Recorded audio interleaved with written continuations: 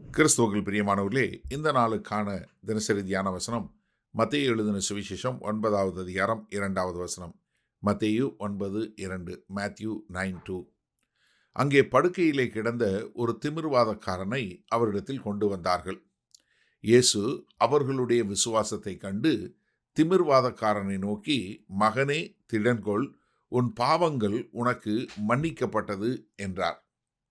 இப்போ ஒரு பேரலிட்டிக் என்று சொல்லக்கூடிய, கை கால் நடக்க முடியாத ஒரு திமிர்வாதக்காரன் என்று சொல்லக்கூடிய ஒரு சகோதரனை இயேசு கிறிஸ்து கொண்டு வராங்க. அது மார்க் 2வது அதிகாரம் 3லிருந்து 12 வரை உள்ள வசனங்களை நம்ம வாசித்தோன்னா, அவங்க வந்து பார்க்குறாங்க, அந்த வீட்டில் திரளான கூட்டம் இருக்குது, அவங்களால உள்ளே நுழைய முடியல. அதனால் அவங்க என்ன பண்ணுறாங்க, மேலே ஏறி கூரையை பிரித்து அவரை வந்து கர்த்தராய் இயேசு கிறிஸ்து பிரசங்கம் பண்ணியிருக்கார், அவருக்கு முன்னாடி இறக்கக்கூடிய காரியம் இதெல்லாம் வந்து எங்கே பார்க்குறோம், நம்ம வந்து ரொம்ப தெளிவாக நம்ம இது மார்க் 2வது அதிகாரத்தில் பார்க்குறோம். சரியா? இப்போ இயேசு கிறிஸ்து கொண்டு வந்தவர்களுடைய விசுவாசத்தை பார்க்குறாரு. ஏன்னா ஒரு 4 பேர் தூக்கிட்டு வராங்க. அந்த 4 பேருடைய விசுவாசத்தை கண்டு அவர் என்ன பண்ணுறாரு, திமிர்வாதக்காரனை நோக்கி, மகனே, திடன்கொள், உன் பாவங்கள் உனக்கு மன்னிக்கப்பட்டது. அப்போ இந்த திமிர்வாத நோய் வந்ததற்கு காரணம் அந்த மகனுடைய பாவம். சரியா? இப்போ உடனே நம்ம என்ன எடுத்துடக்கூடாது, எல்லா நோய்களுக்கும் காரணம் பாவம்னு எடுக்க முடியாது. ஆனால் இந்த திமிர்வாதக்காரனுக்கு, இந்த நபருக்கு, அவருக்கு அந்த நோய் வந்தது காரணம் அவர் செய்த பாவம் என்பதை நம்ம மிக தெளிவாக பார்க்க முடிகிறது. அப்போ என்னென்னா, ஒருத்தருக்கு நோய் வருதுன்னா அது எல்லாரும் பாவத்தினால வர்றதில்லை. ஏன்னா நீங்கள் யோவான் 9வது அதிகாரத்தில் பார்த்தீங்கன்னா, முதல் 3 வசனங்களில், அவர் அப்புறம் போகையில் பிறவி குருடனாகிய ஒரு மனுஷனை கண்டார்.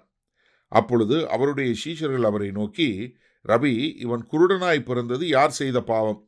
இவன் செய்த பாவமோ, இவனை பெற்றவர்கள் செய்த பாவமோ என்று கேட்டார்கள். இயேசு பிரதியுத்தரமாக, அது இவன் செய்த பாவமல்ல, இவனை பெற்றவர்கள் செய்த பாவமல்ல, தேவனுடைய கிரியைகள் இவனிடத்தில் வெளிப்படும் பொருட்டு இப்படி பிறந்தான். அப்போ என்ன, எல்லா விதமான நோய் பாவத்தினால வருவதில்லை என்பதை நம்ம தெரிஞ்சு கொண்டோம்.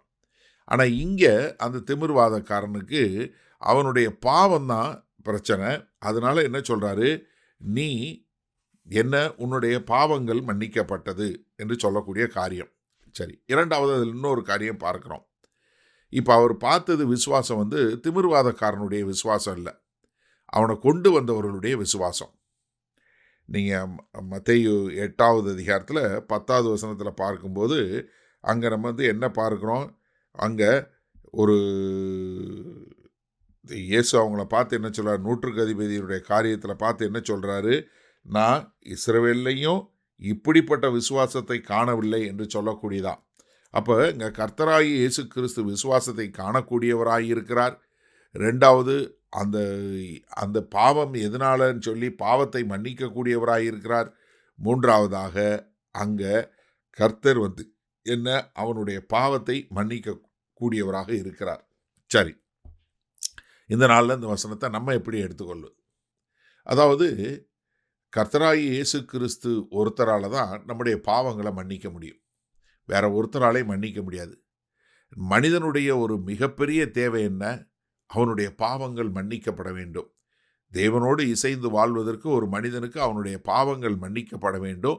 அது யாரால முடியும்? கர்த்தராகி இயேசு கிறிஸ்துவால தான் முடியும். இதிலிருந்து இன்னைக்கு 2 காரியம் உங்களோடு நான் சொல்ல விரும்புகிறேன். முதலாவது, நீங்கள் எடுத்துக்கொள்ளுங்க, உங்களுக்கு யாராவது சுகவீனம் இருக்குது, ஒரு பலவீனம் இருக்குது, அப்போ யாராவது உங்ககிட்ட வந்து இதுக்கு காரணம் நீங்கள் செய்கிற பாவம்னு சொல்லி சொன்னால், நீங்கள் உடனே அதை ஏற்றுக்கொள்ளாதீங்க. எல்லா வியாதியும் பாவத்தினால வருவது கிடையாது. மிக தெளிவாக நம்ம சொல்லப்படுவதை நம்ம பார்க்குறோம். அப்போ என்ன, எல்லா வியாதியும் பாவத்தினால வருவது கிடையாது. ஆனால் ஒருவேளை நீங்கள் வியாதிப்பட்டிருந்து ஏதாவது பாவம் இருந்தால் நீங்கள் உடனே அறிக்கை செய்து அதை விட்டு விடுங்க. கர்த்தர் அந்த பாவத்தை மன்னிக்கக்கூடியவராக இருக்கிறார். சரியா? ரெண்டாவது, நிறைய பேர் சொல்லுவாங்க, உங்களுக்கு விசுவாசம் இருந்தால் தான் கர்த்தர் வந்து செயல்படுத்துவார். உண்மை. ஆனால் இந்த திமிர்வாதக்காரனுக்கு என்ன விசுவாசம் இருந்துச்சு? ஒரு விசுவாசம் கிடையாது. ஆனால் அந்த திமிர்வாதக்காரனை கொண்டு வந்தவங்களுடைய விசுவாசம் அவனுக்கு மன்னிப்பை வழங்கக்கூடியதா. அப்போ என்னென்னா, நீங்கள் வந்து ஒரு வேளை வந்து யாராவது வந்து உங்களுக்கு வந்து சுகவீனம், பலவீனம் இருக்குது, ஆனால் உங்ககிட்ட விசுவாசம் இல்லை, நீங்கள் விசுவாசம் இருந்தால் தேவனுடைய மகிமையை காண்ப, நீ அவிசுவாசியாக இருக்கிறன்னு சொல்லி சொன்னால் நீங்கள் அதுக்கும் இது பண்ணாதீங்க. ஏன்னா சில நேரங்களில் நம்மளுடைய விசுவாசத்தை கூட்டி கொடுக்கூடாது, நம்ம கர்த்தர்கிட்ட கேட்கக்கூடியதாக இருக்கணும். அதனாலே நீங்கள் கவலைப்படாதீங்க. நம்ம என்ன கர்த்தரை எப்போதும் அண்டிக் கொண்டு வாழக்கூடிய மக்களாய் வாழும்போது இப்படிப்பட்ட தவறான போதனைகளிலிருந்து நம்மை காத்துக்கொள்ள முடியும். மகா கிருபையும் இரக்கம் நிறைந்த எங்கள் அன்பின் தகப்பனே, கர்த்தாவே, இந்த அருமையான நல்ல நாளுக்காய் நன்றி. இதை யாரெல்லாம் குற்றப்பட்டு காயப்பட்டு இது பாவத்தினாலேயோ இல்லை எனக்கு விசுவாசம் இல்லையோ என்று சொல்லி யாரெல்லாம் இருக்கிறாங்களோ அவங்களெல்லாம் இன்னைக்கு திடப்படுத்தி உம்மை இன்னும் அண்டிக் கொண்டு உமக்கென்று வாழக்கூடிய மக்களாய் வாழ எங்கள் தேவன் கிருபையும் இரக்கமும் பாராட்ட வேண்டுமாய் இயேசு கிறிஸ்துவின் மூலம் ஜெபிக்கிறோம் ஜீவனுள்ள வல்ல பிதாவே, ஆமேன். கர்த்தர் உங்களை ஆசீர்வதிப்பாராக. நாம் இன்று மாலை மண்ணால் சந்திப்போம்.